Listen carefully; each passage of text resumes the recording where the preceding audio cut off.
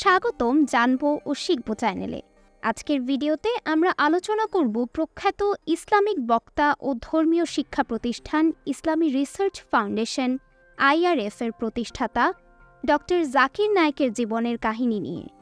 চলুন বিস্তারিতভাবে জানি তার জীবন ও কাজ সম্পর্কে। প্রাথমিক জীবন ও শিক্ষা। ডক্টর জাকির নায়েক 18 অক্টোবর 1965 সালে ভারতের মুম্বাই শহরে জন্মগ্রহণ করেন। তার পুরো নাম ডক্টর জাকির আব্দুল করিম নায়েক। তিনি একটি মুসলিম পরিবারে জন্মগ্রহণ করেন এবং প্রাথমিক শিক্ষা মুম্বাইয়ের স্থানীয় স্কুলে সম্পন্ন করেন। তিনি মাধ্যমিক শিক্ষা শেষে মেডিকেল ক্ষেত্রে পড়াশোনা করতে যান এবং তিনি স্নাতকোত্তর ডিগ্রি অর্জন করেন। তবে ধর্মীয় বিষয়বস্তু ও ইসলামী গবেষণায় তার আগ্রহ তাকে মেডিকেল প্রফেশন থেকে দূরে নিয়ে আসে।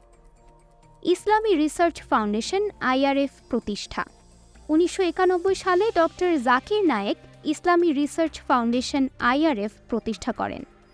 এই সংস্থাটি ইসলামের মৌলিক শিক্ষা এবং ধর্মীয় গবেষণায় বিশেষভাবে মনোযোগ দেয়।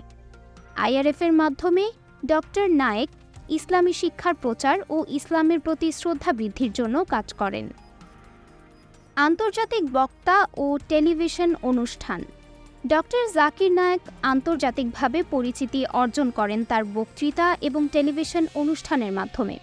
তার পিস টিভি চ্যানেল মুসলিম সম্প্রদায়ের মধ্যে ব্যাপক জনপ্রিয়তা লাভ করে। পিস টিভিতে ইসলাম, ধর্মীয় গবেষণা ও আন্তঃধর্মীয় আলোচনা নিয়ে তার বক্তৃতাগুলি ব্যাপক দর্শকপ্রিয়তাও অর্জন করে। ডক্টর নায়েক তার বক্তৃতাগুলিতে ধর্মীয় বিষয়ের গভীর বিশ্লেষণ করেন এবং ইসলামিক ও বৈজ্ঞানিক চিন্তাধারার মিল তুলে ধরেন। তার বক্তৃতার ধরন সহজবোধ্য এবং যুক্তিতর্কের উপর ভিত্তি করে, যা অনেক মানুষকে আকর্ষিত করে। বিতর্ক ও আইনি চ্যালেঞ্জ। ডক্টর জাকির নায়েকের বক্তৃতার কিছু অংশ বিতর্কিত হিসেবে দেখা হয়েছে এবং বিভিন্ন সময়ে তিনি আইনি চ্যালেঞ্জের সম্মুখীন হয়েছেন।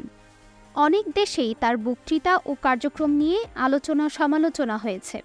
2016 সালে ভারতের সরকার তার বিরুদ্ধে ধর্মীয় উগ্রবাদ ও ঘৃণা প্রচারের অভিযোগে মামলা করেন। এছাড়া তিনি অনেক দেশে ভিসা নিষেধাজ্ঞারও শিকার হন এবং তার প্রচারিত কর্মকাণ্ড নিয়ে বিভিন্ন আন্তর্জাতিক চাপের সম্মুখীন হন। সামাজিক কার্যক্রম ও উপহার। ডক্টর জাকির নায়েক তার সংস্থা IRF এর মাধ্যমে সমাজের বিভিন্ন স্তরের মানুষের মধ্যে ইসলামিক শিক্ষার প্রসার ঘটানোর চেষ্টা করেন। তিনি শিক্ষা, স্বাস্থ্য এবং দারিদ্র্য বিমোচনের মতো বিভিন্ন সামাজিক কার্যক্রমে অংশগ্রহণ করেন। তার বক্তৃতা এবং শিক্ষা কার্যক্রমের মাধ্যমে তিনি ধর্মীয় সচেতনতা এবং আন্তঃধর্মীয় সংলাপ বৃদ্ধিতে অবদান রেখেছেন। ব্যক্তিগত জীবন ও দর্শন। ডক্টর জাকির নায়েক তার ব্যক্তিগত জীবন খুবই গোপনীয় রাখেন।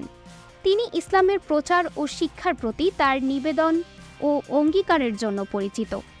তার জীবনযাপন সাধারণত ধর্মীয় দৃষ্টিভঙ্গি এবং সামাজিক দায়িত্ববোধের সাথে সামঞ্জস্যপূর্ণ। ডক্টর জাকির নায়েক একজন প্রখ্যাত ইসলামিক বক্তা ও ধর্মীয় শিক্ষক হিসেবে তার কর্মজীবন চালিয়ে যাচ্ছেন।